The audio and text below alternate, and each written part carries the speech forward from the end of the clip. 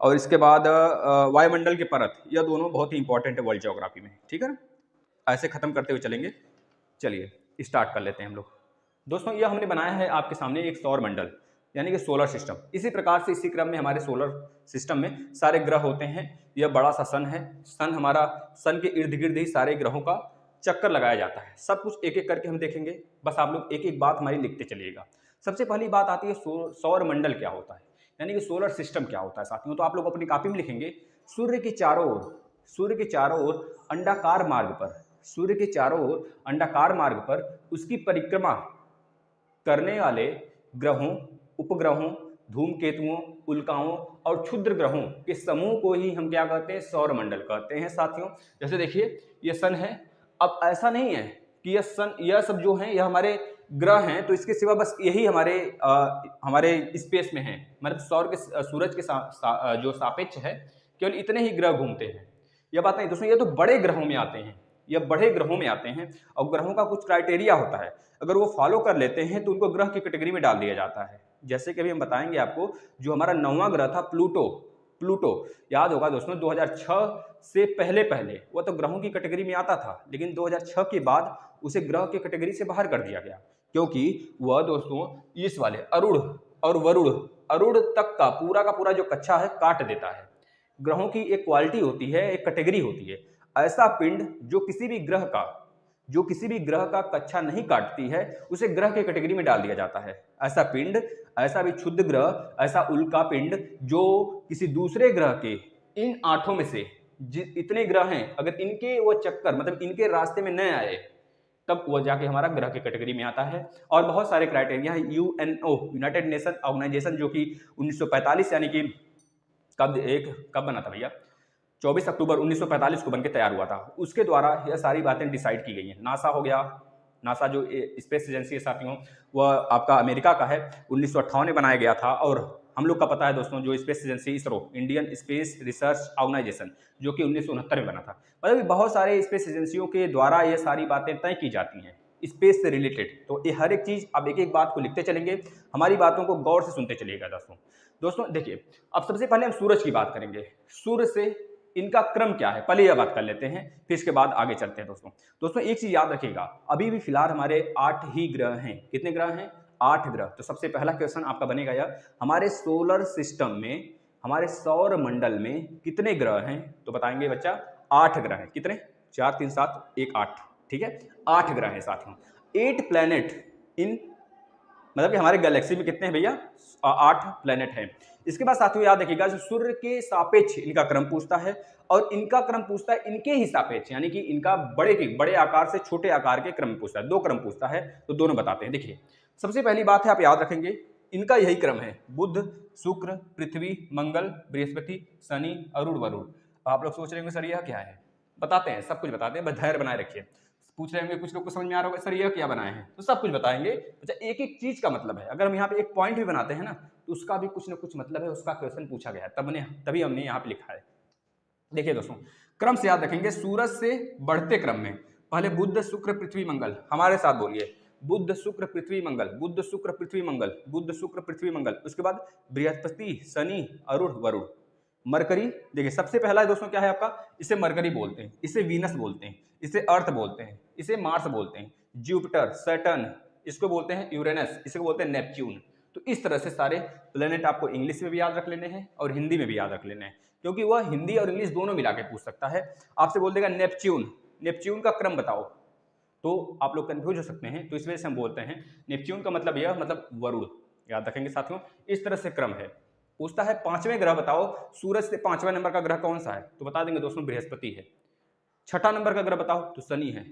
7वें number का अरुण है, फिर वरुण है साथियों। इस तरह क्रम तो यह हो गया हमारे सूरज से क्रम हो गया। लेकिन अब अगर पूछता है साथियों आकार के अनुसार, आकार का घटता हुआ क्रम, तो याद देखिए सिर्फ एक ट्रिक।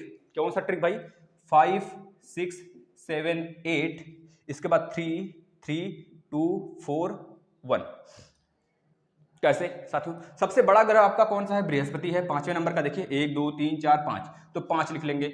मोबाइल नंबर याद करते हैं ना, तो बस वैसे ही याद रख लेना, 56 78 32 41। भैया अगर मिल जाएगा उनका मोबाइल नंबर तो चुटकी में याद रख लेंगे, जैसे हम याद किए हैं भाई, तो आपको भी याद करना पड़ेगा। देखो 56, 78, 32, 41, 56, 78, 32, 41, बोल लो 56, 78, भाई हम भी भूल गए, 56, 78, 32, 41, 56, 78, 32, 41, 56, 78, 32, 41, 3-4 बार बोलो, लिख लो, याद हो जाएगा साथियों। देखो 56 मतलब आपको याद होना चाहिए 5वें नंबर का ग्रह हमारा बृहस्पति, सबसे बड़ा बृहस्पति ग्रह, फिर उसके बाद शनि ग्रह, उससे छोटा, फिर उससे छोटा दोस्तों अरुण ग्रह, फिर उससे छोटा दोस्तों वरुण।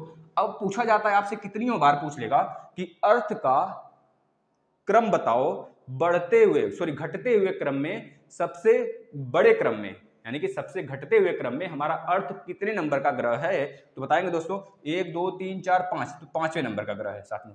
कुछ बच्चे होते हैं बृहस्पति लगा के आ जाते हैं, 5वें नंबर का ग्रह पूछता है, तो इस तरह से आपको कंफ्यूजन नहीं होना है।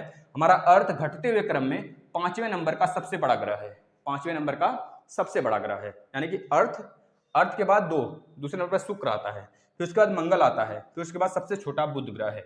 इस तरह आप दोनों चीज याद रख लिए, सन से ग्रहों का क्रम और घटते हुए ग्रहों का क्रम, घटते हुए सबसे बड़ा बृहस्पति, फिर शनि, फिर अरुण, फिर वरुण, फिर पृथ्वी, फिर शुक्र, फिर मंगल, फिर जाके बुध। इस तरह से याद रख लेंगे साथियों, यह पूछा जाता है। यह हो गया आंतरिक ग्रहों, मतलब कि यह हो गया हमारा आकार में बढ़ते हुए और सूरज से क्रम। अब एक बात और लिखेंगे साथियों, इसके बाद आपसे पूछा जाता है आंतरिक ग्रहों की संख्या बताइए। देखिए आंतरिक ग्रह और बाह्य ग्रह पूछेगा, आंतरिक ग्रह चौथे नंबर का आंतरिक ग्रह बताइए, 4th नंबर का आंतरिक ग्रह, तो बताएंगे सर मंगल। ये जो एस्ट्रॉयड बेल्ट है ना, ये देख रहे हैं, ये क्षुद्र ग्रह है, बहुत सारे छोटे छोटे टीनी पार्टिकल, उल्का पिंड, क्षुद्र ग्रह और धूमकेतु, ये सब मिलकर ये बना है। यह सब अगर यही बड़ा हो जाता है और हमारे किसी भी ग्रह का रास्ता नहीं काटता है तो उसे ग्रहों के कैटेगरी में डाल दिया जाता है।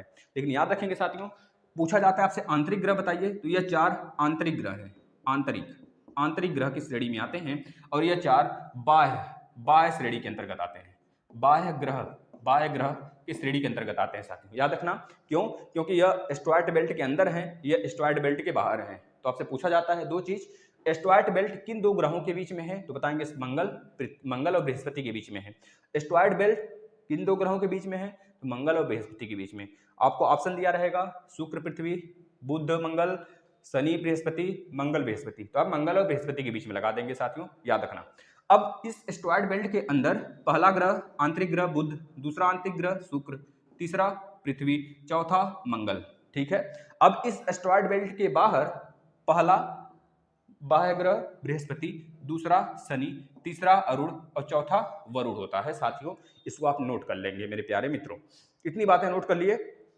तब अब आ जाते हैं सूर्य के बारे में। सूर्य के बारे में जो चीजें पूछा जाता है आप लिख लेंगे, सारी बातें हम एक एक चीजें सूर्य के बारे में खोलेंगे, फिर उसके बाद बुध, शुक्र, पृथ्वी, मंगल, बृहस्पति, शनि, अरुण, वरुण, मात्र 30 मिनट में ये सारी बातें हम आपके सामने रखने वाले हैं। तो आप लोग फटाफट तैयार हो जाइए और एक कॉपी पेन लेकर अच्छे से नोट्स जहाँ पर बनाते हैं इन्वायरमेंट का क्लास का वो लिखें।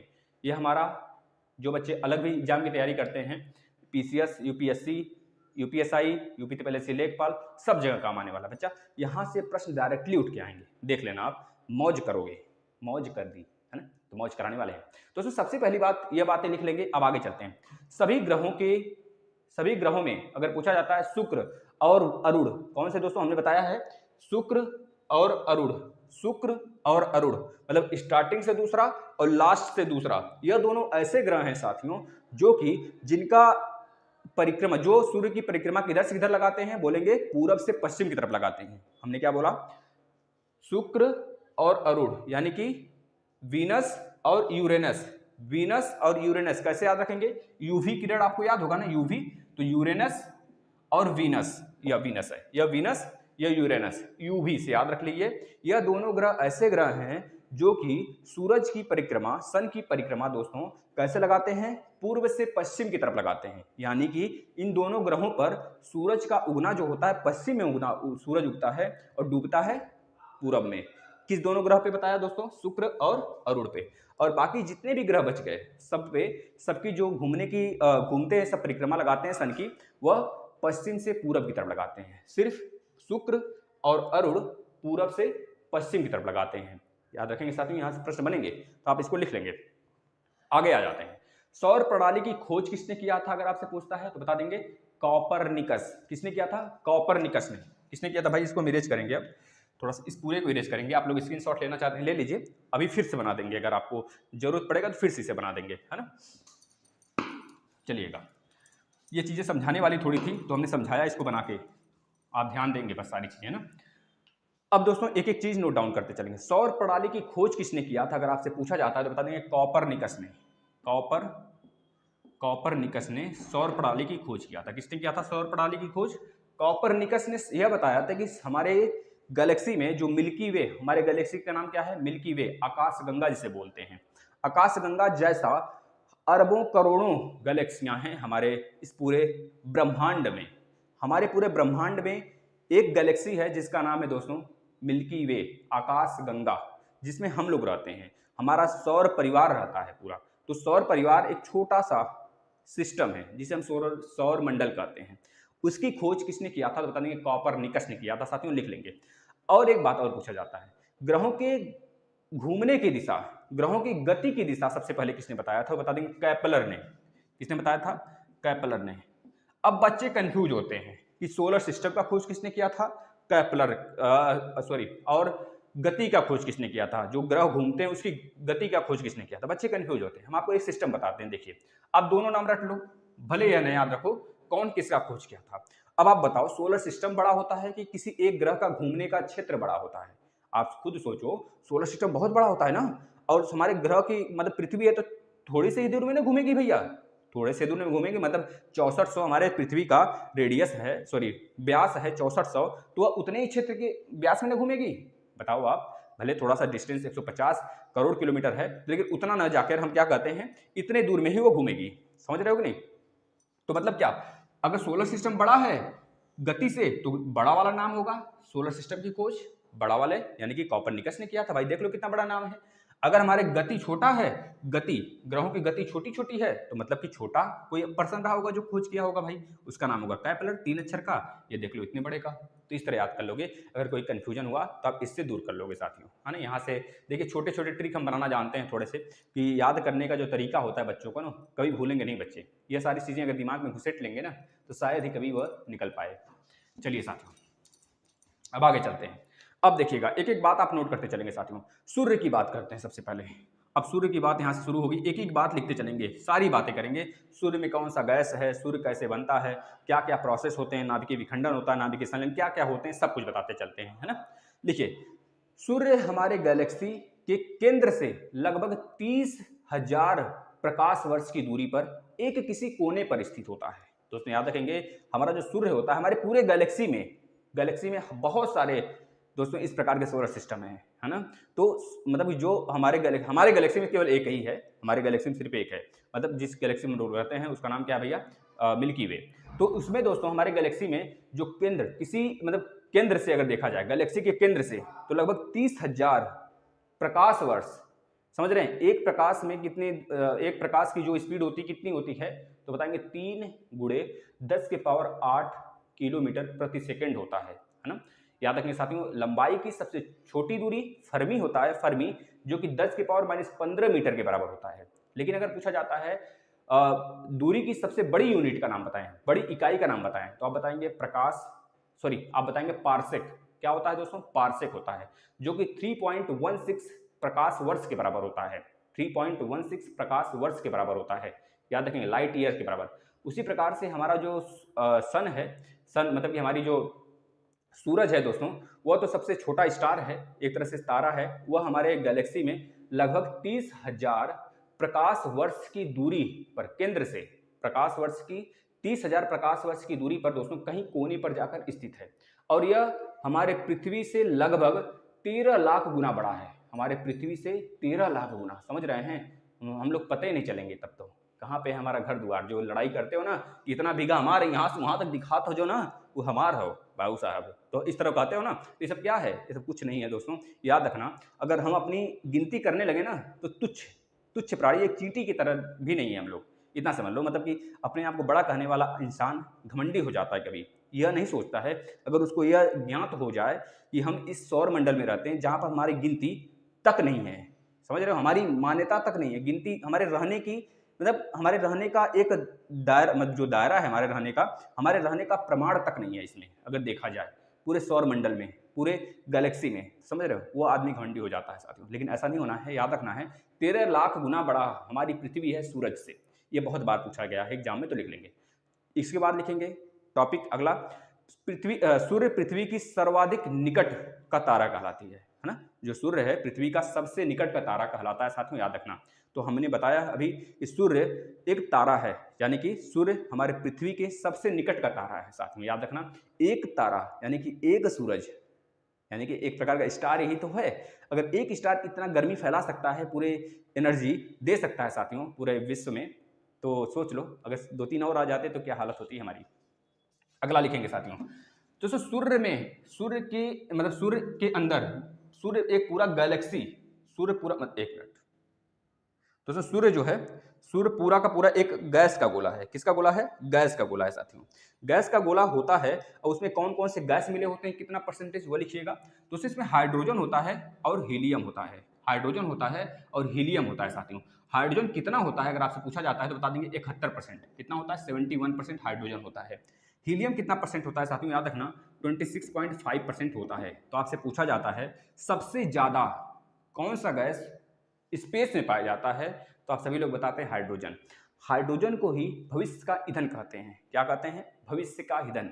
ईंधन जो जलाते हैं भाई, पेट्रोल डीजल ये सब खत्म हो जाएगा, तो वैज्ञानिकों ने यह पुष्टि किया है कि भविष्य में जो ईंधन हमको पर्याप्त रूप से मिल जाएंगे वो हाइड्रोजन है, ठीक है। और हाइड्रोजन सबसे हल्का गैस भी है, इस वजह से स्पेस में पाया जाता है। एक्सोस्फीयर के बाहर यानी कि बहिर्मंडल के बाहर वाला क्षेत्र पूरा हाइड्रोजन से भरा है। याद रखना हाइड्रोजन एक गर्म युक्त भी ग्रह है, बहुत तेज गर्मी करता है साथियों। हाइड्रोजन 71% पाया जाता है हमारे एनवायरमेंट, हमारे सूरज में। और हीलियम तो उसमें कितना पाया जाता है? 26.5% पाया जाता है। बाकी के जो बच गए 2.5% वो अन्य गैस होते हैं। अन्य गैस में बहुत सारे गैसेस मिलकर 2.5% होते हैं। तो याद रखना मेजोरिटी जो होगी हाइड्रोजन का होगा, हीलियम 26.5% होगा दोस्तों।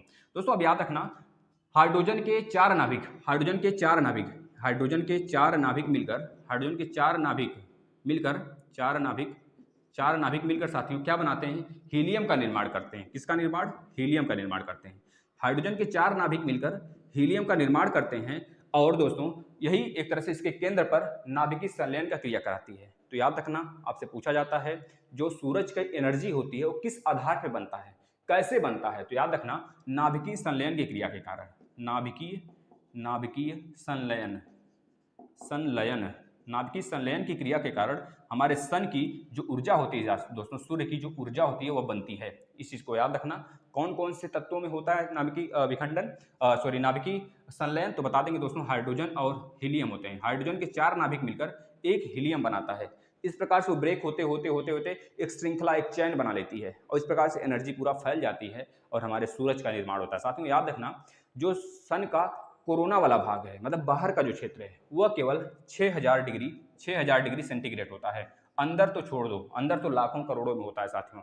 याद रखना 128 या फिर 145-46 क्या है, 145 शायद 145-46 वहाँ का प्लायन वेग है। मतलब कि वहाँ का जो हम लोग यहाँ से अगर हम पूछें पृथ्वी का पलायन वेग कितना है तो आप बताएंगे दोस्तों ये 11.2 किलोमीटर पर सेकेंड है। अगर 11.2 किलोमीटर प्रति सेकेंड के हिसाब से कोई चीज़ हम यहाँ से फेंकें तो बाहर निकल जाता है ना, क्षेत्र से अपने बाहर हो जाता है, वो स्पेस में चला जाता है। उसी प्रकार से सूरज का जो प्लायन वेग के आसपास में दोस्तों बताएंगे, कन्फ्यूज है, 142 के आसपास में, 142 किलोमीटर प्रति सेकेंड है। 142 किलोमीटर प्रति सेकेंड यानी समझ रहे हैं सूरज का जो ग्रेविटेशनल पावर है बहुत ज़्यादा है। इस वजह से सारे ग्रहों को खींच के रखा रहता है ना। यही कारण होता है कि सारे ग्रह उसके इर्द गिर्द चक्कर लगाते हैं। सोच लो हम लोग अभी पृथ्वी के चक्कर में ही थे। अब आगे लिखिएगा दोस्तों, सूर्य लगातार अवरक्त किरण, यूवी किरण, दृश्य किरण और विभिन्न जैसे कि आपका गामा किरण हो गया, अल्फा किरणें हो गई, यक्स किरणें हो गई, ये सब उत्सर्जित करते रहते हैं। कौन दोस्तों? सौर मंडल यानी कि सूरज यह उत्सर्जित करता रहता है। आपको पता है दोस्तों एक हमारा लेयर है, उसका नाम बताएंगे ओजोन लेयर। ओजोन लेयर है जो कि यूवी किरण को हमारे इन्वायरमेंट में आने से रोकता है। ये बातें हम पढ़ेंगे कब? जब हम पढ़ेंगे लेयर वाला पूरा, यानी कि क्षोभ मंडल, या हम पढ़ेंगे समताप मंडल सब पूरा, या तब उसमें आपको बताएंगे अच्छे से। इसके बाद साथियों आप लिखिएगा कि सूर्य की ग्रेविटी के कारण ही इसके चारों तरफ सारे के सारे ग्रह चक्कर लगाते हैं। ठीक है बच्चा।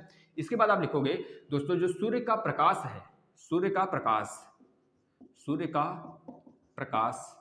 वो पृथ्वी पर कितने मिनट में आ जाता है? तो बताएंगे 8 मिनट कहीं कहीं लिखा रहता है 16 सेकंड, 8 मिनट 16 सेकंड, और कहीं कहीं लिखा रहता है 8 मिनट 20 सेकंड।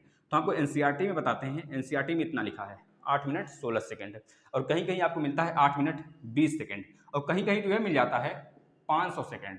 याद रखिएगा तीनों के तीनों सही हैं, इन दोनों में से ऑप्शन में कोई एक ही रहेगा। लेकिन 8 मिनट 20 सेकंड को आप तोड़ेंगे तो 8 छक 48, 480 सेकंड प्लस 20 यानी कि 500 सेकंड हमारा इस हिसाब से यह वाला सही होता है ना। तो याद रखेंगे दोनों में से कोई एक रहेगा तो उसको लगा देंगे, और अगर 500 सेकंड देता है या दोनों न देकर तो उसको लगा देंगे। ठीक है साथियों, यह हमारा क्वेश्चन पूछने का थोड़ा सा नजरिया अलग हो गया है ना। तो याद रखेंगे यह भी दे सकता है, आप यही ढूंढते रह जाओगे 8 minute 20 second, 8 minute 16 second, examiner दिया रहेगा 500 सेकंड, 600 सेकंड, 700 सेकंड, तो आप कंफ्यूज नहीं होंगे वहाँ पे। याद रखेंगे जो लाइट होती है सूरज से वह पृथ्वी पर आने में 8 मिनट 20 सेकंड लगाता है, यानी कि 500 सेकंड। जो लाइट की स्पीड होती है 3 × 10⁸ किलोमीटर प्रति सेकंड, सॉरी मीटर प्रति सेकंड होती है, 3 × 10⁵ किलोमीटर प्रति सेकंड, 3 × 10⁸ मीटर प्रति सेकंड यह होता है। तो याद रखेंगे यह पूछा जाता है प्रश्न।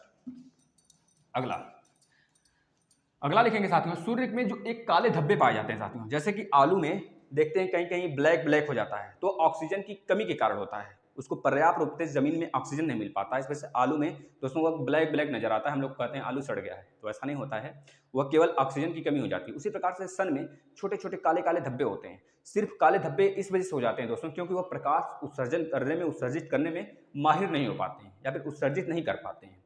वह भाग सूर्य का जो प्रकाश का उत्सर्जन नहीं करता है वहां पर काले धब्बे देखने को मिलते हैं। याद रखिएगा साथियों, अगर आपसे कोई पूछे तो आप बता दोगे। अब चलते हैं बुध की तरफ, हेडिंग लगाइएगा बुध। बुध से स्टार्टिंग होती है, बुध यानी कि मरकरी। साथियों लिखते चलिए, सारे पॉइंट आप लिखते चलिए, यहां से प्रश्न बनेंगे। पहला पॉइंट, यह सौर मंडल का, हम लिखेंगे नहीं आप लिखो, यह सौर मंडल का सबसे छोटा ग्रह है। यह सौर मंडल का सबसे छोटा ग्रह है। याद रखेंगे साथियों, सबसे छोटा, बौना नहीं, सबसे छोटा, और सूर्य से सबसे निकट भी है, यानी कि सबसे निकट का भी ग्रह यही है। सबसे छोटा है और सबसे निकट भी है, सबसे छोटा भी है और सबसे निकट का ग्रह बुध है दोस्तों, सूर्य के कंपेयर में किया जाए, यानी कि भैया सबसे निकट भी होगा और सबसे छोटा भी होगा। अभी तो बताया था सबसे छोटा ग्रह क्या है, बुध है हमारा, ठीक है ना। याद रखेंगे साथियों, हमारे सौर मंडल में पूरे 2 ऐसे ग्रह हैं जिनके पास कोई भी प्राकृतिक उपग्रह नहीं है, यानी कि मून कोई नहीं है। जैसे कि हमारे पास पृथ्वी पे एक मून है ना जो प्राकृतिक उपग्रह है, वैसे तो हजारों कृत्रिम उपग्रह हैं, कोई कुछ कभी भी कुछ भी कोई भेजता रहता है ना। तो याद रखेंगे साथियों, तो हमारे मतलब कि बुध और शुक्र 2 ऐसे ग्रह हैं पृथ्वी पर, मतलब कि सौर मंडल में बुध और शुक्र 2 ऐसे ग्रह हैं जिनका कोई भी प्राकृतिक उपग्रह नहीं है। प्राकृतिक उपग्रह नहीं है। याद रखेंगे प्राकृतिक उपग्रह किन 2 ग्रहों के नहीं हैं तो बता देंगे, उपग्रहों के नहीं हैं तो बता देंगे बुध और शुक्र ऐसे 2 उपग्रह हैं, ग्रह हैं जिनके प्राकृतिक उपग्रह नहीं है बच्चा, ठीक है, इसको याद रख लोगे। अब चलते हैं आगे, अभी बुध के बारे में और कुछ लिखना है, लिखिए दोस्तों। बुध का व्यास जो है ना, बुध का व्यास 4880 किलोमीटर तक फैला है, 4880 किलोमीटर तक फैला। यह प्रश्न पूछा गया था तो हमने बताया। इसके बाद दोस्तों पूछा जाता है बुध का जो औसत दूरी है कहाँ से, सन से बुध की औसत दूरी कितनी है साथियों, तो बता देंगे कितना है दोस्तों, 58 मिलियन किलोमीटर, 58 मिलियन किलोमीटर दूर है साथियों। याद रखना। एक महत्वपूर्ण भाग दोस्तों, जो बुध होता है साथियों, यह सूर्य की परिक्रमा मात्र साथियों 88 दिन में लगा लेता है। कितने दिनों में लगा लेता है, मात्र 88 दिनों में लगा लेता है, 88 डेज इन मोर दोस्तों, ठीक है ना। 88 डेज में दोस्तों यह क्या करता है, सूर्य की पूरी परिक्रमा लगा लेता है साथियों। याद रखना, सबसे कम समय में सूर्य की परिक्रमा लगाने वाले ग्रह का नाम बताइए, तो आप कहेंगे सर मरकरी, हम कहेंगे बुध, फिर आप कहेंगे सर मरकरी, तो फिर बगल वाला बोलेगा सर ये बुध और मरकरी दोनों एक ही होते हैं, तो दोनों एक ही होते हैं बच्चा, याद रखना। मरकरी भी और बुध भी दोनों एक ही होते हैं। यह 88 दिन में सूर्य का चक्कर लगाते हैं साथियों। जिस प्रकार से हमारी पृथ्वी 365 और वही 365 दिन 6 घंटे में चक्कर लगाती है, और वही 4 साल बाद मिलकर लीप ईयर हो जाता है, यानी कि 366 दिन में 4 साल पे 366 दिन में दोस्तों, मतलब 365 मानिए, 365 दिन में एक चक्कर लगाती है। जिस प्रकार हमारी पृथ्वी, उसी प्रकार से यह दोस्तों 88 दिन में लगाकर खाली हो जाता है। बाकी दिन क्या करता है सर, चाय पानी करता है, नहीं जी, फिर दूसरा चक्कर नहीं स्टार्ट करेगा क्या, रुक जाएगा तो कहानी है खत्म। याद रखना। अब हो गया बुध के बारे में। अब आ जाते हैं दोस्तों शुक्र के बारे में, वीनस। हेडिंग लगाइएगा शुक्र यानी कि वीनस, शुक्र यानी कि वीनस। भैया रुक जाओ, पृथ्वी के बारे में भी चलते हैं। वीनस, सबसे पहली बात यह लिखेंगे, यह पृथ्वी के सबसे निकट का ग्रह है। निकट की ग्रह की बात करेगा साथियों, याद रखना, सबसे निकट की ग्रह की बात करेगा। सबसे छोटा ग्रह की बात करेगा तो आप बताएंगे बुध। सबसे निकट की ग्रह, उसमें निकट बता दिए थे क्या, है ना, निकट बता दिए तो माफी दीजिएगा। यह शुक्र जो है सबसे निकट का ग्रह। अब आप लोग कंफ्यूजन में होते होंगे, है ना, सबसे छोटा ग्रह सर आपने निकट की उसको भी बताया, तो याद रखना साथियों। यह 1 मिनट रुक जाए दोस्तों, निकट का ग्रह की बात करेगा तो बुध ही बताओगे, और सबसे छोटे की बात करेगा तभी बुध ही बताओगे दोस्तों। लेकिन अगर पूछता है सबसे गर्म ग्रह, सब पूरे सौर परिवार में सबसे गर्म ग्रह कौन सा है साथियों, तो याद रखना गर्म ग्रह आपका यही है शुक्र। शुक्र सबसे गर्म ग्रह होता है पूरे सौर परिवार में। ग्रहों की कैटेगरी में देखा जाए तो शुक्र सबसे गर्म ग्रह के अंतर्गत आता है साथियों, यानी कि वीनस। इसके बाद साथियों इसके पास भी कोई उपग्रह नहीं है, उपग्रह इसके पास भी कोई नहीं है, याद रखना साथियों। यह पूछा जाता है पूरे सौर मंडल का सबसे चमकीला ग्रह भी इसे बोला जाता है, सबसे चमकीला ग्रह भी इसे बोला जाता है साथियों, सबसे चमकीला ग्रह भी इसे बोला जाता है साथियों, याद रखना दोस्तों। यह एकमात्र ऐसा ग्रह है, इसके साथ अरुण, अरुण, यह दोनों ऐसे ग्रह हैं जो कि सूर्य की परिक्रमा पूर्व से पश्चिम की तरफ लगाते हैं, पूर्व से पश्चिम की तरफ लगाते हैं साथियों। इसको स्टेप वाइज स्टेप आप लिखते चलना सारी बातों को, पूर्व से पश्चिम की तरफ लगाते हैं साथियों। और क्या काम होता है वीनस के साथ, वीनस में दोस्तों और बहुत सारे काम होते हैं। जैसे कि बात करें इस ग्रह में, इस ग्रह को इवनिंग स्टार और मॉर्निंग स्टार बोलते हैं। क्या बोलते हैं, इवनिंग स्टार और मॉर्निंग स्टार। मॉर्निंग स्टार क्यों बोलते हैं बता रहे हैं अभी, पहले एक लाइन और लिखना। इस ग्रह को इवनिंग और मॉर्निंग स्टार कहते हैं। इस ग्रह के वायुमंडल में, इस ग्रह के वायुमंडल में साथियों, इस ग्रह के वायुमंडल में साथियों दोस्तों 95% CO2 और 3.5% नाइट्रोजन पाया जाता है। 3.5% नाइट्रोजन और 95% CO2 पाया जाता है, कार्बन डाइऑक्साइड। यानी कि वहाँ पे जीवन संभव है ही नहीं साथियों, याद रखना। रातें बहुत ही ठंडी होती हैं और दिन बहुत ही गर्म होता है, उमस का होता है, बहुत ही गर्म। वहाँ पे रहने युक्त कोई भी स्थान नहीं है, याद रखना साथियों। क्यों, क्योंकि अब कार्बन डाई बहुत ज़्यादा है, तो कार्बन डाइऑक्साइड जब यहाँ पे 0.001% जब ज़्यादा हो जाता है तो कहते हैं भैया आ गया क्या, आग का गोला, है ना, कहते हैं ना उमस हो गया, पूरी उमस भरी पूरा दिन है। तो उस समय क्या होता है, कार्बन डाइऑक्साइड बहुत ज़्यादा हो जाता है हमारे इन्वायरमेंट पे, थोड़ी सी ज़्यादा होता है। तो इस वजह से हम बोलते हैं सर कि हाँ गर्मी बहुत ज़्यादा लगने लगी। तो आप यहाँ पे देख लो 95% है, तो यहाँ पे रहने योग्य कोई भी जगह नहीं होगा दोस्तों, शेष कोई जगह नहीं होगा, बिल्कुल लाल तपत के रूप में तपता रहता है। कौन सा, याद रखेंगे, यह ग्रह। इसके बाद साथियों एक चीज़ और लिखिएगा, इसे हम कहते हैं अर्थ ट्विंस। क्या कहते हैं, अर्थ ट्विंस के नाम से इसे जानते हैं। किसके नाम से जानते हैं, अर्थ ट्विंस के नाम से। क्यों बता रहे हैं साथियों, पहले लिखिए, इसे अर्थ ट्विंस भी कहते हैं, इसे अर्थ ट्विंस भी कहते हैं। ट्विंस मतलब कि अर्थ ट्विंस का मतलब साथियों पृथ्वी की जुड़वा ग्रह, पृथ्वी की जुड़वा ग्रह भी कहते हैं। इसे अर्थ सिस्टर भी कहते हैं, अर्थ सिस्टर भी कहते हैं साथियों, याद रखना। इसे अर्थ ट्विंस, अर्थ सिस्टर कहते हैं, क्योंकि जो इसका व्यास है लगभग पृथ्वी के व्यास के बिल्कुल बराबर है साथियों। इस वजह से इसको अर्थ सिस्टर और अर्थ ट्विंस के नाम से इसे जानते हैं। ठीक है, चमकीला ग्रह भी आपका यही है। इसकी जो परतें होती हैं बहुत ज़्यादा मतलब गर्म होती हैं, और यहाँ पे रहने योग्य जमीन नहीं, जगह नहीं है, जो कि हम नहीं रह पाते, मतलब वहाँ सर्वाइव करना पॉसिबल नहीं है, क्योंकि वहाँ की रातें बहुत उमस भरी होती हैं और दिन बहुत ही ठंडा होता है, कूल होता है। ऐसी जगह कौन रह सकता है भाई। चले जाओ अपने आर्कटिक क्षेत्र में, पृथ्वी पर आर्कटिक और अंटार्कटिका वाले क्षेत्र पे, ध्रुवों पे चले जाओ, तब भी रहना दुश्वार हो जाएगा। यहाँ की बात ही छोड़ दो, ठीक है ना। चलो अब आ जाते हैं दोस्तों अपने पृथ्वी की तरफ। प्यारी प्यारी पृथ्वी को पहले नीला ग्रह कहते हैं, लिख लो पृथ्वी। मोस्ट इंपॉर्टेंट डाल के लिखना साथियों, यहाँ से 100% प्रश्न बनेंगे, 100%, ठीक है ना। पृथ्वी यानी कि अर्थ। दोस्तों यह हमारे सौरमंडल का एकमात्र ऐसा ग्रह है जहाँ पर रहने योग्य या फिर रहने योग्य वायुमंडल पाया जाता है। याद करना दोस्तों, जैसे कि हम लोग रह ही रहे हैं भाई, यहाँ पे पानी की सुविधा है, आग की भी सुविधा है और हवा की भी सुविधा है। समय पर ठंडी पड़ता है, समय पर गर्मी आती है, समय पर बारिश भी होता है, मतलब हर चीज़ समय समय पर होता है। कहाँ पर, अर्थ पर। तो ऐसी ही जगह तो रहने योग्य है, और हम लोग मतलब ये भारतवासी ऐसे प्लेटफॉर्म पे, मतलब ऐसे जगह रह रहे हैं साथियों जहाँ पर कर्क रेखा से ऊपर और मतलब कर्क रेखा के आसपास वाला क्षेत्र बहुत ही, और मकर रेखा के आसपास वाला क्षेत्र बहुत ही आनंदित जगह है साथियों, ना ही ज़्यादा ठंडी ना ही ज़्यादा गर्मी वाला। ठीक है, तो इसको हम कभी बताएंगे आपका, जब हम लोग पढ़ेंगे देशांतरी लाइन और अक्षांशी लाइन, तो उसमें क्लियर करेंगे इस बात को। पृथ्वी एक रहने योग्य ग्रह है दोस्तों, इसको नीला ग्रह के नाम से जानते हैं, नीला ग्रह के नाम से जानते हैं। पृथ्वी की विषुवतीय व्यास, जैसे हमारा पृथ्वी है तो पृथ्वी की विषुवतीय व्यास, विषुवतीय और ध्रुवीय व्यास, यह ध्रुवीय व्यास होता है, यह ध्रुवीय व्यास, और विषुवतीय व्यास यह होता है। तो यह जो ध्रुवीय व्यास होता है साथियों, यह होता है 12,714, और जो इसका विषुवतीय व्यास होगा दोस्तों 12,756 किलोमीटर होता है। इन दोनों के बीच का अंतर जो होता है साथियों, पूछा जाता है, देख लो अंतर कर लो, 12,756 माइनस 12,714 तो कितना आ जाएगा, देख लो 42 आ रहा है।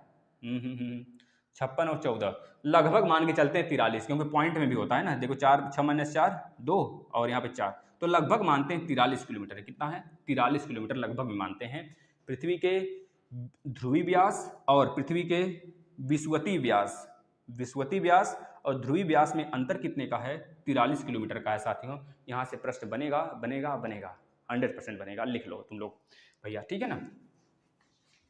बस पढ़ते चलो मेरे यारों, आनंद तो बहुत आने वाला है। चलो आगे देखते हैं दोस्तों। पृथ्वी जो है हमारा, आपको पता है अपने अक्ष पर कितना झुका हुआ है, 23.5 डिग्री झुका हुआ है। इस बात को लिख लेना।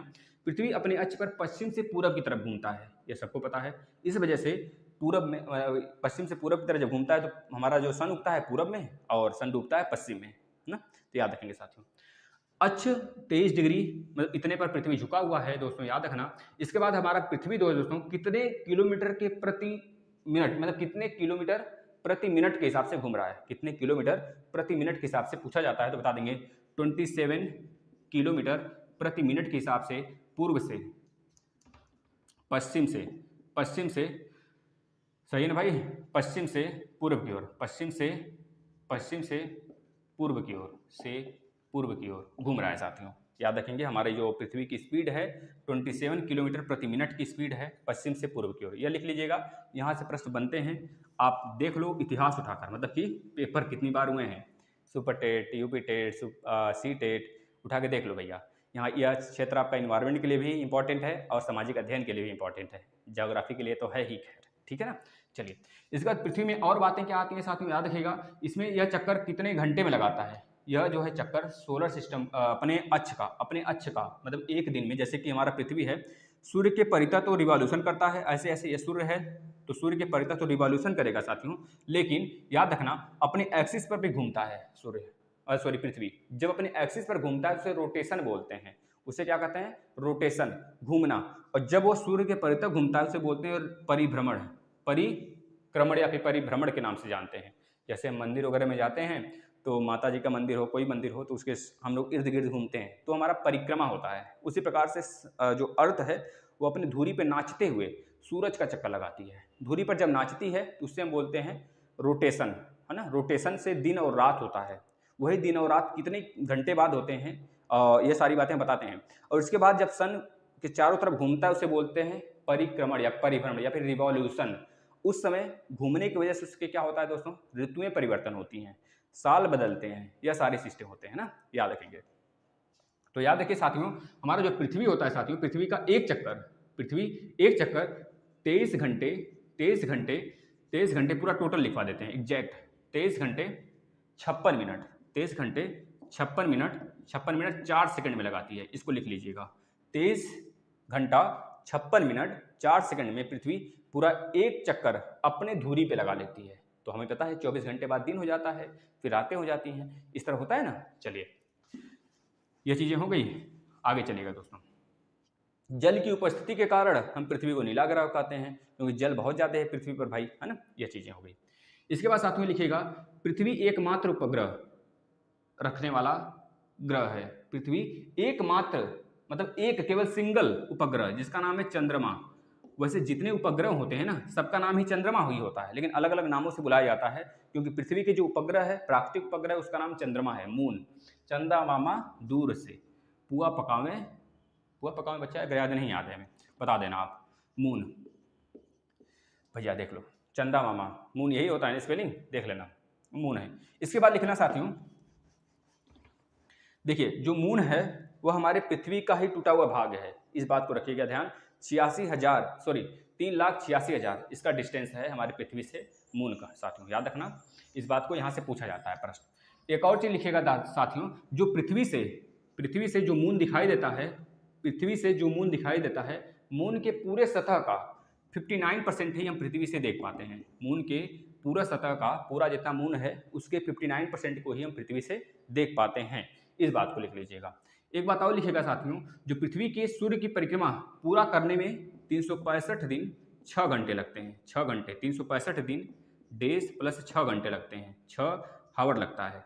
पूरा पृथ्वी जब हमारा सूर्य का परिक्रमा लगा लेती है तो कितने दिन में लगाती है, कितने समय में, तो बताएंगे 365 दिन 6 घंटे में लगाती है साथियों। इसको याद रख लेना, यहाँ से प्रश्न बनते हैं। यही 6 घंटे मिलकर एक साल बन जाता है जब 4 साल बाद, तो ही लीप ईयर कहलाता है। 6 चौके 24, तो ये हमारी फरवरी 29 का हो जाता है ना। चलिए, इसके बाद और पृथ्वी से क्या इंपॉर्टेंट है लिखिएगा दोस्तों, यह अपने अक्ष पे झुके होने के कारण ही ऋतुएं परिवर्तन होते हैं। क्योंकि अपने अक्ष पे झुकी हुई है, इस वजह से मौसम बदलते रहते हैं। जो मौसम होते हैं, जैसे कि हम बात करें ऋतु में कोई परिवर्तन होता है, जैसे कि आज ही देख लें, हमारे ग्लोबल वार्मिंग बढ़ने के कारण ही बहुत सारे ऋतु सही समय पर बारिश नहीं होती है। किसान फसल उगाते हैं, सोचते हैं सही समय बारिश हो जाएगी, लेकिन सही समय बारिश नहीं होती, उनका फसल नुकसान हो जाता है।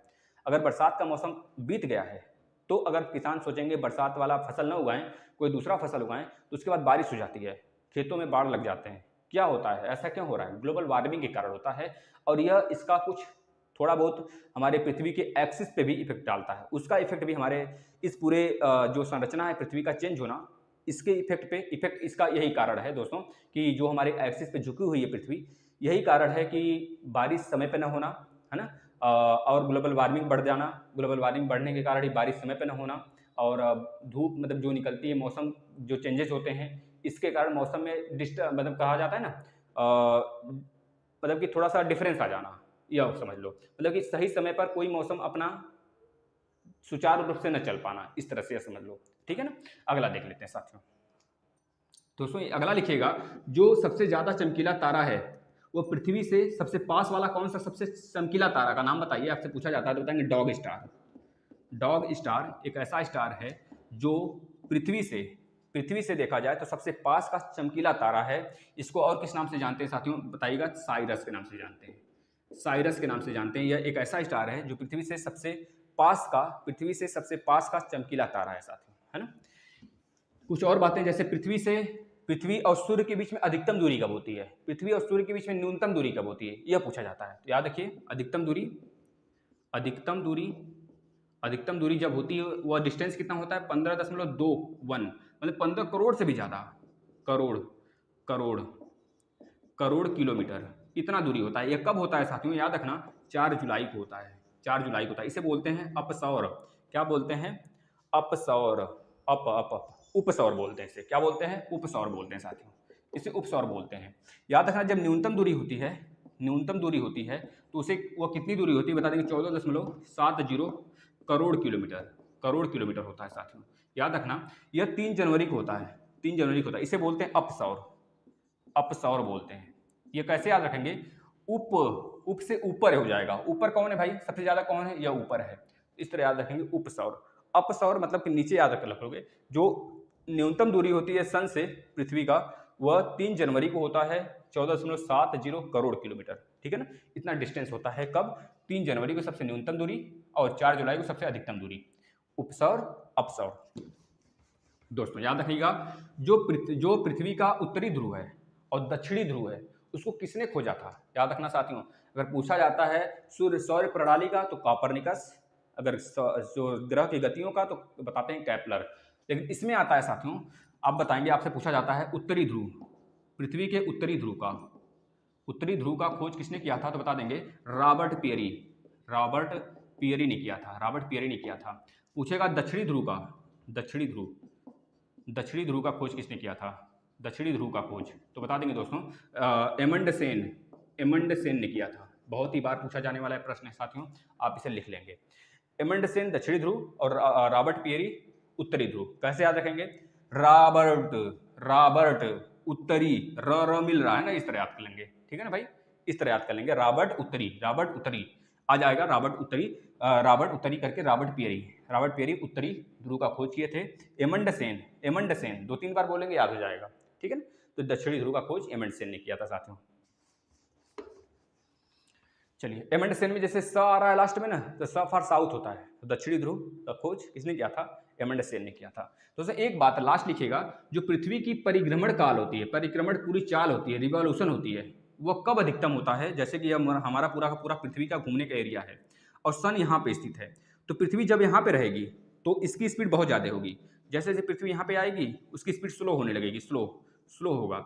जैसे जैसे पृथ्वी सूरज के पास आएगी, देखिए अब सूरज के पास वाला जगह है या थोड़ा दूर है, तो जैसे ही पास आएगी इसकी स्पीड बढ़ जाएगी। तो आपसे पूछा जाता है जो पृथ्वी होती है सूरज के पास, मतलब कब उसकी स्पीड सबसे तेज होगी, सूरज के पास कि सूरज से दूर होने पर? तो याद रखिएगा जब सूरज के पास होती है हमारी पृथ्वी, तो उस समय पृथ्वी की स्पीड घूमने की, मतलब कि रिवॉल्यूशन की क्षमता तेज हो जाती है ना। रिवॉल्यूशन यानी कि उसका परिक्रमण काल तेज हो जाता है, जब दूर होती है तो स्लो होता है। ठीक है, इस बात को लिख लीजिएगा। अब चलते हैं पृथ्वी के बाद मंगल पे साथियों। एक मिनट हम वीडियो देख लेते हैं, क्या हालचाल है वीडियो का, कैसा माहौल है, चल रहा है कैसा, फिर इसके बाद हम आगे स्टार्ट करते हैं साथियों। आप लोग बने रहिए।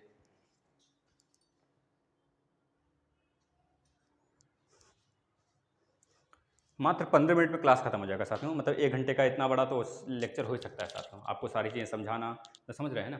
चलिए हम आ जाते हैं देर न करते हुए किस पर, मंगल पर। मंगल दोस्तों, मंगल को मार्स ग्रह भी बोलते हैं, मार्स ग्रह भी बोलते हैं, इंग्लिश वाला भी आप याद रखेंगे दोस्तों। इसे युद्ध का देवता कहते हैं। क्या कहते हैं? युद्ध का देवता। कहा जाता है कि मंगल एक ऐसा ग्रह है, मतलब कौन ऐसा ग्रह है जिसकी, जो कुंवारा ग्रह के नाम से जाना जाता है, जिसका कोई शादी विवाह नहीं होता है, उसे कुंवारा बोलते हैं भैया, जैसे हम हो गए। तो इसे बोलते हैं, मंगल ग्रह को कुंवारा ग्रह के नाम से जानते हैं दोस्तों, याद रखना, मंगल ग्रह को कुंवारा ग्रह के नाम से जानते हैं और इसे युद्ध का देवता कहते हैं साथियों। साथियों ये सूर्य से कितने दूर के डिस्टेंस पर है, तो बता देंगे 244.38 मिलियन किलोमीटर के डिस्टेंस पर मंगल ग्रह स्थित है दोस्तों।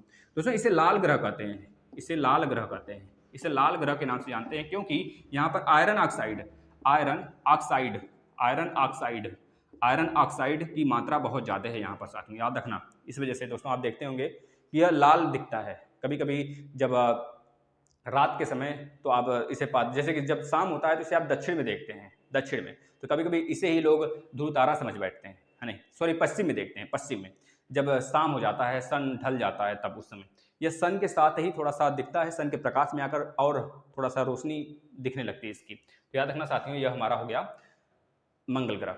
अब मंगल ग्रह आयरन ऑक्साइड के कारण लाल होता है साथियों, ये बहुत बार पूछा गया है। पृथ्वी की समान यह अपनी अक्ष पर झुका हुआ है, पृथ्वी 23.5 डिग्री पे झुकी हुई है, यह 25 डिग्री पर झुका हुआ है। कितने पर पूछा जाता है? पृथ्वी के समान अक्ष पर, लगभग समान अक्ष पर झुके हुए ग्रह का नाम बताइए, तो बताएंगे 25 डिग्री पर मंगल ग्रह झुका हुआ है। इस वजह से दोस्तों पृथ्वी की जैसे ही यहाँ पर ऋतुएं परिवर्तन होती हैं, ऋतुएं परिवर्तन होती हैं, ऋतुओं का परिवर्तन होता है बिल्कुल पृथ्वी जैसा यहाँ पर। इस वजह से साइंटिस्ट का कहना है कि यहाँ पर रहने की संभावना बहुत ज़्यादा जताई जाती है, पृथ्वी के बाद रहने की संभावना मंगल ग्रह पर। जैसे परस्यूअर रोमिक करके एक अभी यूएसए द्वारा ग्रह छोड़ा गया, मतलब कि प्लेनेट छोड़ा गया है मंगल के लिए, परसिवरेंस करके है, जो कि मंगल पर। कौन छोड़ा है? नासा। दोस्तों याद रखेंगे, नासा नहीं, वहाँ की स्पेस एजेंसी, जो प्राइवेट स्पेस एजेंसी कौन है? एलन मस्क की, एलन मस्क की एक प्राइवेट एजेंसी है दोस्तों, वहाँ पर स्थित है यूएसए में, तो उसके द्वारा छोड़ा गया था, याद रखेंगे साथियों। एक चीज़ और याद रखेंगे साथियों, और एक बात, उसमें कन्फ्यूजन मत होइएगा, उसमें हम क्लियर कर देंगे एलन मस्क द्वारा छोड़ा गया था या फिर नासा द्वारा, है ना, वो करंट का पार्ट है, उसको हम करंट में समझ लेंगे साथियों। यहाँ मंगल से और क्या खास बात हो जाएंगी दोस्तों, याद रखना, इस ग्रह पर वायुमंडल बिल्कुल पृथ्वी जैसा है ना, लगभग एक पतला आवरण बिल्कुल है, जो कि हमको लगता है कि पृथ्वी जैसा है। दोस्तों याद रखना, यहाँ पर नाइट्रोजन और आर्गन गैस अधिक है। नाइट्रोजन पृथ्वी पर सबसे अधिक है, पृथ्वी पर सबसे ज़्यादा कौन सी गैस है? नाइट्रोजन ही तो है, और आर्गन सबसे कम है, लेकिन यहाँ पर नाइट्रोजन और आर्गन की मात्रा सबसे अधिक पाई जाती है साथियों। दोस्तों मंगल ग्रह के भी 2 उपग्रह हैं, जिसका नाम है फोबोस और डीमोस। क्या नाम है? फोबोस और डीमोस, लिख लीजिए, डीमोस, फोबोस और डीमोस, बहुत बार पूछा जाता है। पूरे सौर मंडल में सबसे छोटा उपग्रह किसका है? बताएंगे मंगल का है। उसका नाम क्या है? तो बताएंगे डीमोस है। ठीक है दोस्तों, 2 ग्रह हैं, 2 उपग्रह हैं, किसके? मंगल के 2 उपग्रह हैं, फोबोस और डीमोस। इसमें सबसे छोटा उपग्रह, पूरे सौर मंडल में सबसे छोटा उपग्रह डीमोस। यह बहुत बार पूछा गया, आप इसे लिख लेंगे दोस्तों। मंगल पर ही सबसे ऊंची ज्वालामुखी, जिसका नाम है दोस्तों, क्या नाम है? ओलंपिया, ओलिपस नाम है साथियों, सबसे ऊंचा ज्वालामुखी जिसका नाम है ओलिपस, जो कि दोस्तों हमारे कह लीजिए गैसीय पार्ट है, गैसी है दोस्तों, जो कहा जाता है सौर मंडल में पूरा देखा जाए तो जो हमारा माउंट एवरेस्ट है उसका 3 गुना ऊंचाया है ओलिपस माउंटेन। ओलिपस माउंटेन या फिर ओलिपस दोस्तों ज्वालामुखी 3 गुना है दोस्तों, याद रखना दोस्तों। एक है ओलंपिया, ओलंपिया करके है, ओलंपिया, ओलंपिया माउंटेन है, यह तो हमारा क्या है ज्वालामुखी है। ओलंपिया लिख लीजिएगा, ओलंपिक से बना है ओलंपिया। जो ओलंपिया है साथियों, ओलंपिया जो है, ओलंपिया, ओलंपिया जो है साथियों एक माउंटेन है, माउंटेन पूरे पृथ्वी का, पूरे पृथ्वी का नहीं, पूरे सौर मंडल का, पूरे सौर मंडल का सबसे ऊंचा माउंटेन है जिसका नाम है ओलंपिया। कहाँ पे स्थित है बताएंगे, मंगल पर स्थित है, मंगल ग्रह पर, जो कि माउंट एवरेस्ट का 3 गुना ज़्यादा ऊंचा है। 3 गुना मतलब समझ रहे हैं माउंट एवरेस्ट की ऊंचाई कितनी है, 8,848.84 मीटर, इतना ऊंचा है। इसका 3 गुना मतलब 3 का मल्टीप्लाई कर लीजिए, पता चल जाएगा।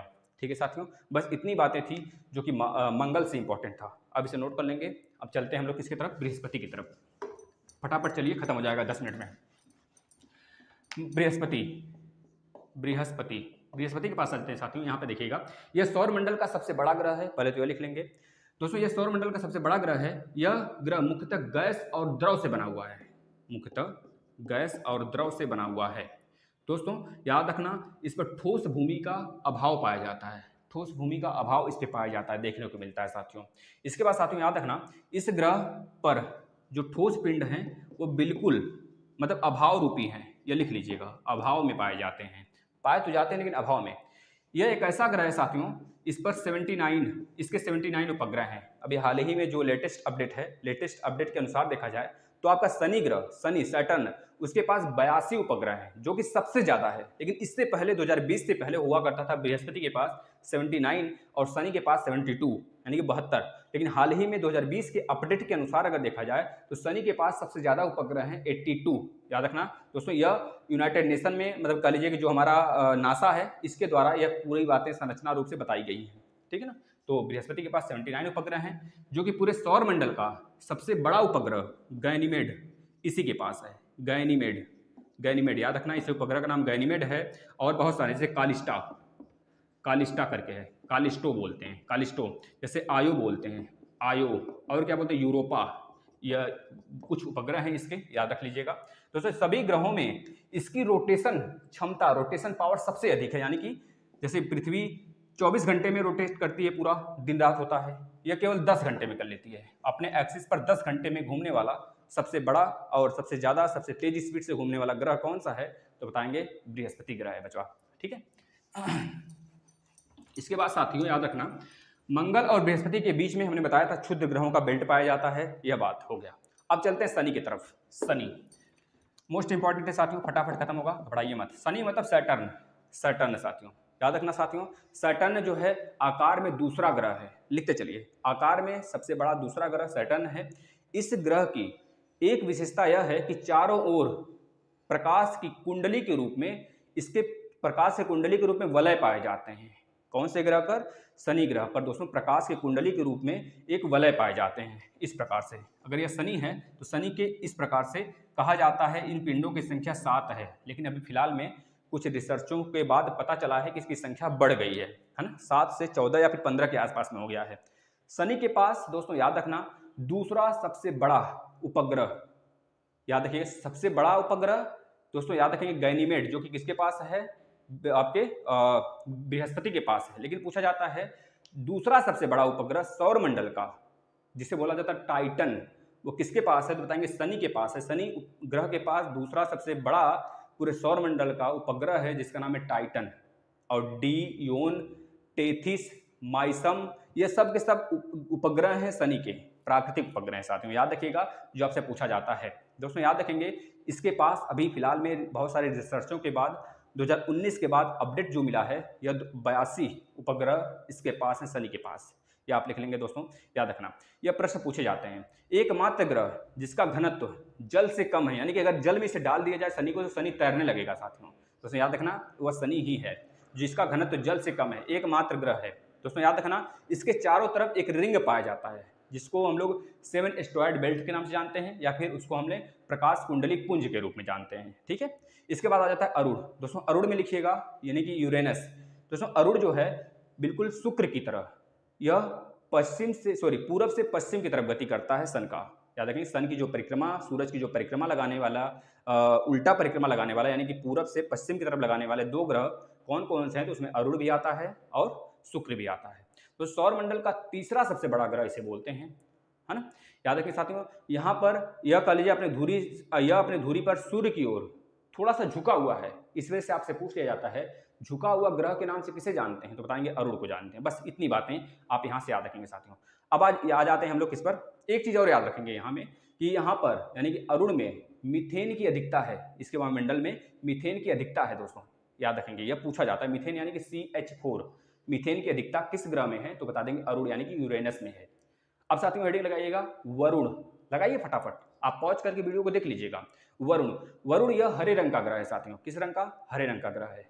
यह सूर्य के सबसे अधिक दूरी पर स्थित है साथियों, यह भी लिख लेंगे। दोस्तों यहाँ पर मीथेन और मीथेन की भी अधिकता होने के कारण दोस्तों इस ग्रह को हरा रंग कहा जाता है ना।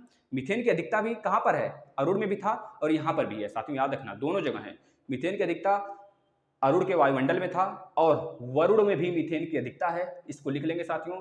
यह बोला जाता है कि किस कारण यह हरा रंग का दिखता है, तो बता देंगे दोस्तों मीथेन की अधिकता होने के कारण यह हरे रंग का दिखाई देता है। ठीक है, कौन सा ग्रह?